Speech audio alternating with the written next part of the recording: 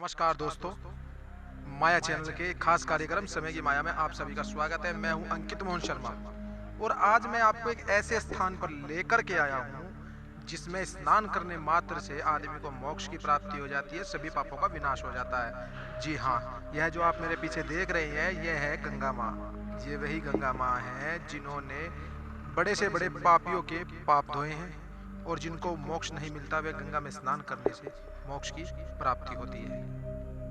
और एक आज ऐसे ही एक गंगा माता से जुड़े एक ऐसी ऐतिहासिक, एक ऐसे पौराणिक जगह आपको लेकर के चलते हैं जो चीख चीख कर कहता है कि मैं पौराणिक हूँ, जिसके लिए किसी किताब की या किसी व्यक्ति के बताने की आवश्यकता नहीं है। वह मंदिर स्वयं अपने आप में खुद कहता है कि मैं इतने वर्ष पुराना हूँ, जिसकी बनावट और अंदर की चित्रकारी काफी पुरानी है। आखिर कैसे ये मंदिर आज भी बिल्कुल सही अवस्था में है? इसको कोई ऐसा भी नहीं है कि ये बहुत ही शत-विशत हालत में है, बहुत ही अच्छी हालत में है। और यदि आप उस मंदिर को देखेंगे तो आप कहेंगे कि यह मंदिर पुराना नहीं हो सकता है, किंतु इतिहास कहता है कि यह मंदिर काफी पुराना है। जी हाँ, इतिहास तो यह भी कहता है कि यह मंदिर महाभारत काल से जुड़ा हुआ है। हम महाभारत काल से जुड़ा हुआ है या नहीं, यह तो हम आपको प्रमाण नहीं दे सकते हैं। आज हम आपको लेकर के चलते हैं ऐसे ही एक प्राचीन गंगा मंदिर में,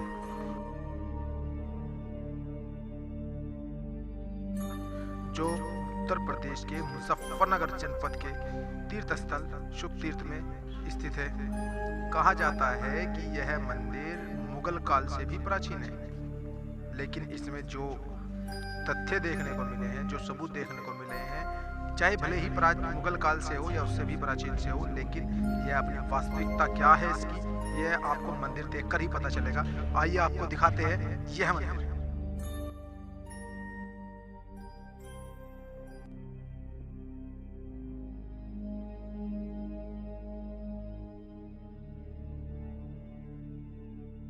तो दोस्तों, हम आ चुके हैं प्राचीन गंगा मंदिर। आइए आपको दिखाते हैं इस मंदिर के बारे में, क्या है यहाँ का मंदिर और क्या है यहाँ की सभ्यता और किस तरीके से यह मंदिर प्राचीन है। प्राचीन केवल नाम ही लगा है कि इसमें हकीकत भी है।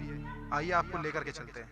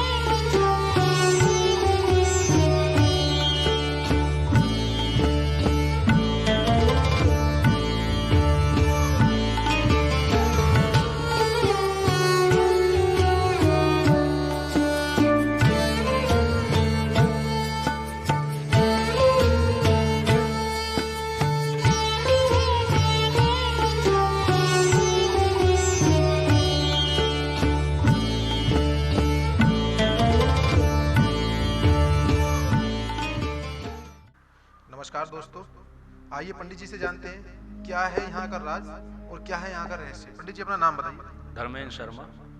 पंडित जी, जैसे कि ये मंदिर है बहुत प्राचीनतम मंदिर है और नक्काशी भी मुगल कालीन है, तो इस बारे में कृपया कुछ बताइए। ये मंदिर तो काफ़ी पुराना है, लेकिन जैसा हमारे बुजुर्गों ने हमें बताया है कि संवत 1401 में ईस्वी में जो है इसका जीर्णोद्धार हुआ था। और उससे पहले ये गंगा के किनारे मंदिर था और गंगा जी बहती थी यहाँ। और भगवान सुखदेव ने यही राजा परीक्षित को मोक्ष प्राप्त कराने के लिए भागवत कथा का श्रवण कराया था। और ये एकादश रुद्र भगवान शिव के 11 अवतार, 10 अवतार और 11वें स्वरूप एकादश रुद्र भगवान शिव का मंदिर है और भगवान शिव का परिवार है। आप जैसा देख रहे हैं कि यहाँ इसमें जो है शुद्ध हिंदी, जैसे संस्कृत से में होती है, संस्कृत में शुद्ध हिंदी होती थी तब, और अरबी, उर्दू से भी पहले अरबी, जो अरबी भाषा होती थी उसमें यहाँ आप देख रहे हैं यहाँ उसकी नक्काशी है। तरह तरह की यहाँ पे जो है कलाकृतियाँ बनी हुई हैं, जिसमें सब किसी ना किसी कलाकृति का कुछ ना कुछ अपना अस्तित्व होता है। ये भगवान शिव के 10 अवतार और 11वें स्वयं यहाँ विराजित हैं। और यहाँ पूजा करने से, वैसे श्रावण में अभिषेक चलते रहते हैं, वैसे भी यहाँ यात्री आते रहते हैं। यहाँ जितना भी अभिषेक होता है, एक अभिषेक 11 अभिषेकों के बराबर होता है। तो यहाँ मनोकामना प्राप्त करने का सबसे बड़ा साधन उपलब्ध है। लेकिन हमारा कोई इतना बड़ा प्रचार प्रसार नहीं हम करते, हम तो भगवान में आस्था रखते हैं और सेवा करते हैं। पंडित जी, जैसे कि हम देख रहे हैं कि अब देखने को मिलता है जहाँ भी हम कहीं मंदिर पे जाते हैं तो वहाँ पर नवनिर्माण से ही मंदिर अधिकतर देखने को मिलते हैं, लेकिन हमें यहाँ पर एकमात्र ये मंदिर ऐसा मिला है जो प्राचीनतम सभ्यता से बना हुआ है और प्राचीन समय का बना हुआ है। तो और इसकी स्थापना कब हुई थी ये तो शायद हमें नहीं पता, अगर यदि आप बता सके तो उस बारे में। जी, मैं इस बारे में कुछ नहीं बता सकता, लेकिन जैसा इसमें वर्णन है, मेरे बुजुर्गों ने मुझे बताया है कि संवत 1401 में जीर्णोद्धार हुआ था और वही यहाँ सब आपके सामने सब लिखा हुआ है। तो ये जीर्णोद्धार किसने कराया था, इस बारे में कुछ आप जानकारी दे सकते? हमारे एक लाला तुलसीराम जी होते थे मुजफ्फरनगर से, तो वो रहने वाले अमीन नगर के थे। मीन नगर पड़ता है यहीं बगरा के पास, वो उन लोगों ने कराया था। उसके बाद से इसे हमारे पूर्वज देखते आ रहे हैं। तो पंडित जी, जैसे ये गंगा मंदिर है तो इसके बारे में कहा जाता है कि जिस समय कथा सुनाई गई थी उस समय गंगा जी यहाँ से जाती थी, बहती थी। ये गंगा का ही किनारा था। यहाँ भगवान शिव का मंदिर पहले से मौजूद था और गंगा जी का मंदिर था, इसीलिए राजा परीक्षित जी को सुखदेव जी ने यहाँ पे कथा सुनाई थी। यानी कि कहीं ना कहीं अगर हम देखते हैं तो इस मंदिर का जो संबंध है वो कहीं ना कहीं महाभारत काल से भी है। हाँ, मेरा मानना तो यह है कि मैं तो ये मानता हूँ कि शायद उससे भी पुराना है, लेकिन मेरे मत को कौन मानेगा। ये बात भी हम बिल्कुल आपकी सही मान रहे हैं। तो जैसे यहाँ पर शिवलिंग है, हम देख भी रहे हैं, तो इन शिवलिंग के बारे में भी कृपया कुछ बताइए, इनका क्या महत्व है, किस तरीके से है, क्योंकि अधिकतर देखने को ऐसा नहीं मिलता है। एक शिवलिंग हो गया है बीच में और बराबर में सब रूप है, तो इसके बारे में भी कृपया बताएं। देखो, कलयुग में 10 अवतारों के बारे में तो बहुत कम लोग जानते हैं, क्योंकि 11वां तो भगवान शिव स्वयं है। 10 अवतारों में सबसे ज़्यादा पूजा होती है वीरभद्र जी की होती है, भैरव जी की, काल भैरव जी की होती है, हनुमान जी की होती है। वैसे तो अश्वत्थामा भी भगवान शिव के ही स्वरूप थे, दुर्वासा ऋषि भी भगवान शिव के, वो सभी यहाँ इसी तरह से ये 10 अवतार जो हैं मौजूद हैं और 11वें भगवान शिव स्वयं मौजूद हैं। और यहाँ एक अलग अनुभूति अपने आप होती है, ये मैं कहूँगा नहीं, इसमें तो करने से पता लगता है, क्योंकि जो करता है चमत्कार को नमस्कार होता है, जो चमत्कार होता है वो स्वयं होता है। यहाँ खुद देखते हैं लोग, इसीलिए आते हैं, इसीलिए दूर दूर से लोग अपना आते हैं और यहाँ भजन कीर्तन अपना जो है रुद्राभिषेक वगैरह करते हैं। रुद्राभिषेक करने के समय पे एक ऐसा एकमात्र मंदिर पूरे तीर्थ के अंदर यह है कि जिसमें कोई भी आए, अमीर हो गरीब हो कोई भी हो, यहाँ उससे कोई लेना देना नहीं है। यहाँ सब जल चढ़ाते हैं सबके लिए, यहाँ न जाति का न किसी उसका यहाँ पे कोई फरेज नहीं है। यहाँ जितने यहाँ सुपुरताल के तपस्वी साधु हुए हैं, जितनी मूर्तियां हुई हैं यहाँ, उन सब ने यहीं पे वास किया है। उसके बाद आश्रम बनाए हैं, जैसे रामधारी जी महाराज हैं, नंगली वाले महाराज जी हैं, और जी विष्णु आश्रम जी थे, डंडी आश्रम वाले थे, स्वामी कल्याण देव जी थे, सभी ने यहाँ वास किया है। उसके बाद अन्य आश्रम बनाए हैं। तो आपने देखा, पंडित जी से हमने बातें की और इस मंदिर के बारे में हम आपको अभी और भी बताते हैं। चलिए आइए चलते हैं। जैसा कि आप लोगों ने देखा इस मंदिर की नक्काशी, इस मंदिर का डिज़ाइन और इस मंदिर के बारे में और भी जानकारी हम आपको देते हैं। आइए बात करते हैं दूसरे पंडित जी से। पंडित जी अपना नाम बताइए। मेरा नाम भागवत कथा आचार्य अजय कृष्ण है। तो आचार्य जी, आप बता सकते हैं इस मंदिर के बारे में, जैसे कि पुराना है, बहुत प्राचीनतम है, इस बारे में और जानकारी दीजिएगा। दरअसल हमारे जो पड़बाबा जी थे वो भी इस मंदिर के विषय में बताया करते थे, और पड़बाबा जी के जो पड़बाबा जी थे वो भी इस मंदिर के विषय में बताया करते थे। जब उनको ही नहीं पता है कि ये मंदिर कब से था, कब से बना हुआ है, और जैसा ही मंदिर बना है, मैं भी विभिन्न प्रकार के मंदिरों के दर्शन कर चुका हूँ, वृंदावन में, मथुरा में, अयोध्या में, सभी जगह। किंतु ये नक्काशी, ये डिजाइन्स, ये जो इसकी बनावट है मंदिर की, ये ऐसी बनावट मुझे नहीं मिली है अभी तक। और इस मंदिर में आने के बाद में 11 रुद्र का ये मंदिर है, 11 शिवलिंग बने हैं इसमें, और बीच में भगवान शंकर बैठे हैं, आसपास उनके ही स्वरूप हैं। इतना सुंदर मंदिर अभी तक नहीं मिला। और इसकी नक्काशी को देखते हुए, इस पे पहले जैसे कि आजकल ये मंदिर बनाते हैं, आज विभिन्न प्रकार से मंदिर बनाते हैं। अभी कुछ टाइम पहले साइंटिस्ट हुए हैं, कुछ ही समय पहले हुए हैं, पहले ऋषि होते थे। वो ऋषि जो हैं आज के समय में उनको साइंटिस्ट की संज्ञा दी जाए तो कोई बुरी बात नहीं होगी।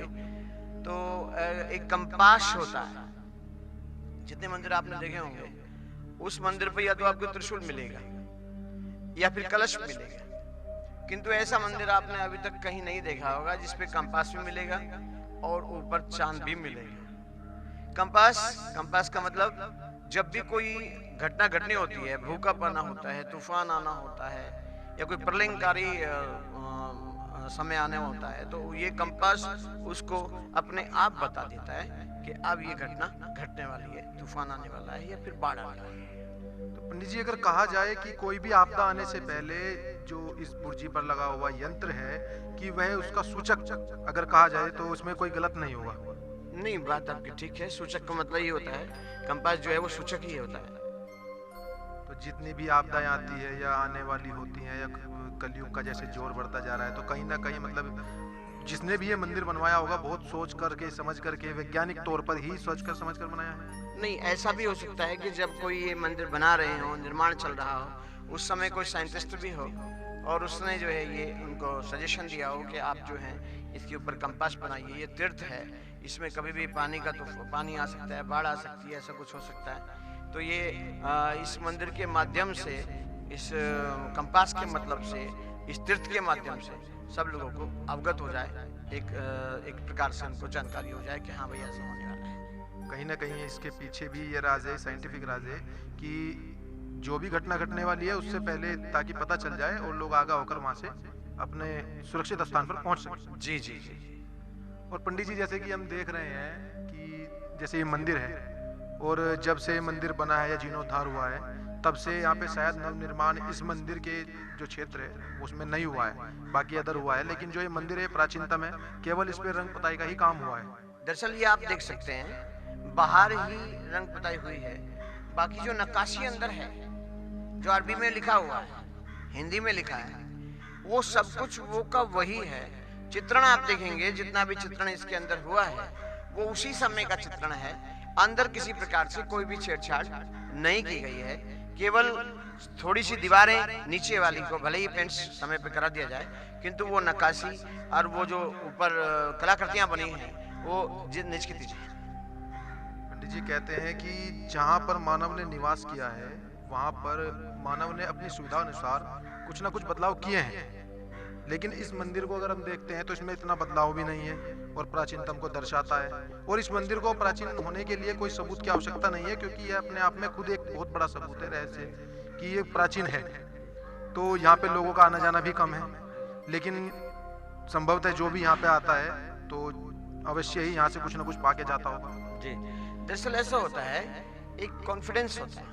और कॉन्फिडेंस भी ओवर होना चाहिए। जब ओवर कॉन्फिडेंस हो जाएगा, ईश्वर पे विश्वास हो जाएगा, तो फिर जब वहाँ आस्था के साथ व्यक्ति जाएगा तो उसके सारे काम अपने आप डेफिनेटली पूरे होने शुरू हो जाते हैं। क्योंकि भगवान जब भक्त को पकड़ लेते हैं, स्वीकार कर लेते हैं, उनको अपना लेते हैं, तो उसके बाद भगवान के द्वारा ही उनके समस्त कार्य होते हैं। ऐसे ही यहाँ भी इस गंगा मंदिर में जो भगवान बैठे हैं, ऑर्डरदानी भूतेश्वर भगवान, भूतनाथ भगवान 11 रुद्र रूप में उपस्थित हैं, विद्यमान हैं। तो ये आस्था का केंद्र है और लोगों की आस्थाएं जो लोग लेके आते हैं, जो श्रद्धा लेके आते हैं, जो कॉन्फिडेंस लेके आते हैं, उनके वो काम भी पूरे होते हैं।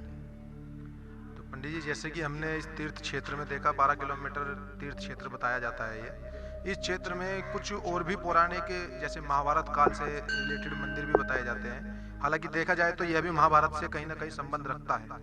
लेकिन क्या हुआ कि समय के अनुसार जब समय की माया हुई तो वे बाद में मिले हैं या पहले से हैं, कहीं ना कहीं मानव ने उनका नवनिर्माण करा दिया। और नवनिर्माण के बाद यह साबित करना कि वह बहुत प्राचीन है या कितना प्राचीन है, यह संभव नहीं रहा। किंतु एक ऐसा मंदिर यह है कि इसको प्रमाण करने की आवश्यकता नहीं है कि यह कितना प्राचीन है। इसका भी कुछ ना कुछ साइंटिफिक राज है या चमत्कार है, क्या कहेंगे आप?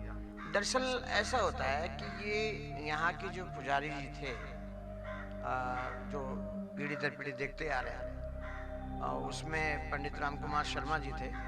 अभी धर्मेंद्र शर्मा जी जो हैं, उनसे आप इंटरव्यू ले रहे थे उनका, तो उनके पिताजी थे।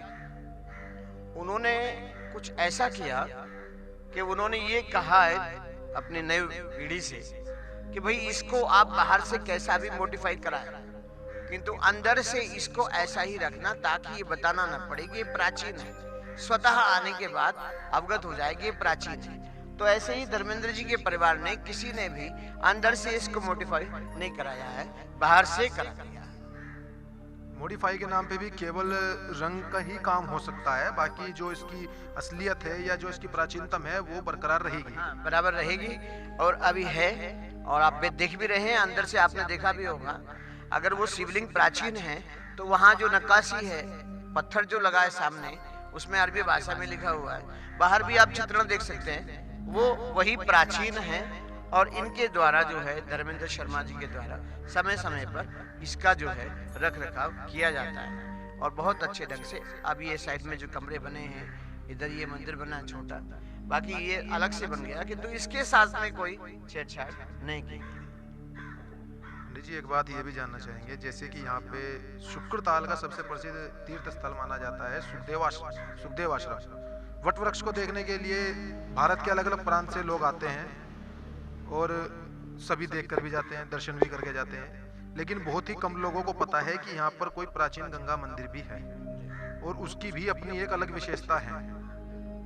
तो इसका क्या कारण रहा कि लोगों के नहीं जान पाए हैं, या लोग बाग बहुत ही कम दर्शन करने आते हैं, या तो ये कह सकते हैं कि ये थोड़ा हटके है, इस वजह से लोगों का ध्यान नहीं है, या सिर्फ केवल और केवल कुछ लोगों ने या किसी ने भी हाईलाइट सिर्फ एक ही चीज को किया है, हमारी प्राचीन जो धरोहर है उसको कहीं ना कहीं विलुप्त करने का काम किया है। दरअसल मेन कारण तो यही है जो आप बता रहे हैं। दरअसल यहाँ की कुछ मैगजीन्स निकलती है, जितने आश्रम हैं, जितने मंदिर हैं, उनके लिए किरण जी ने एक मैगजीन अपने तैयार की जिसका नाम शुक्तीर्थ संदेश के नाम से वो प्रकाशित हुई, शुक्तीर्थ दर्शन के नाम से। तो उन्होंने उसका प्रकाशन किया और उसमें यहाँ का नाम कई बार दिया गया। किंतु यहाँ का जो है केवल एक गंगा जी और दूसरा शुभदेव मंदिर, इन दोनों का ही जिक्र सबसे ज्यादा किया जाता रहा है। इस वजह से लोग यहाँ तक नहीं पहुँच पाते। कहीं ना कहीं पे बस गंगा जी का और सुखदेव आश्रम का ही जिक्र किया जाता है, बाकी जो प्राचीनतम और भी स्थान है तो उनका कोई जिक्र कहीं पे नहीं होता है। बहुत कम चांसेस होते हैं जहाँ इस तरह का जिक्र किया जाता है, पर वैसे अधिकांश इन दोनों का ही रहता है। पंडित जी, इसी प्रांगण में एक मंदिर और देखने को मिला, यह भी हमें प्राचीन लग रहा है, तो इसके बारे में भी कुछ बताइए। दरअसल ये प्राचीन भगवान देवादि महादेव का मंदिर है, 11 रुद्र का। इसी प्रकार से वो उधर जो साइड में मंदिर बना हुआ है वो प्राचीन गंगा मंदिर है, जिसके नाम से इसका प्राचीन गंगा मंदिर नाम पड़ा। वह मंदिर लगभग कितने वर्ष पुराना होगा ये? समकालीन दोनों मंदिर हैं। दोनों मंदिर ही समकालीन हैं। ये महादेव मंदिर था और वह गंगा मंदिर। जी जी, दोनों समकालीन। तो आप हमारे दर्शकों के लिए कोई संदेश देना चाहेंगे? संदेश में यही देना चाहता हूँ कि देखिए, अगर किसी मंदिर की या किसी तीर्थ की अपेक्षा की जाती है तो भगवान की अपेक्षा होती है, अपेक्षा न करें। दूसरी बात, अगर आप तीर्थ में आ रहे हैं तो भागवत पीठ, मान लो तीर्थ में आप आ रहे हैं, भागवत पीठ में आप दर्शन के लिए जा रहे हैं, तो ये भी बहुत प्राचीन मंदिर है और इसका दर्शन किए बिना हम आपको ये कहना चाहेंगे, आपके दर्शकों को कहना चाहेंगे कि इस मंदिर का दर्शन किए बिना आपकी यात्रा सफल नहीं होगी। पंडित जी, जानकारी देने के लिए बहुत बहुत धन्यवाद। और हम भी सभी दर्शकों से अपील करते हैं कि आप भी ज़्यादा से ज़्यादा इस मंदिर पर आएं और धर्म लाभ उठाएं। दोस्तों, आज हमने आपको दिखाया प्राचीन गंगा मंदिर। जी हाँ, इसको देखकर आपको अंदाज़ा लग गया होगा कि यह कितने वर्ष पुराना है और क्या इसका इतिहास है, यह आपको ने जान लिया है। और आसपास के क्षेत्र में ऐसा मंदिर देखने को नहीं मिलता है और अपने आप में यह एक अद्भुत कला समेटे हुए है और इसका एक अलग ही अनुभव है। यदि आप कभी मंदिर में आए और मंदिर में आने के बाद शिवलिंग के पास बैठकर ओम नाम का उच्चारण करें तो आपको एक अलग ही अनुभव होगा। यह हमने अपने ऊपर किया है, आप भी कीजिएगा। आप भी आइए, आप भी खुद अनुभव करेंगे क्या यहाँ की महत्वता है, क्या नहीं है।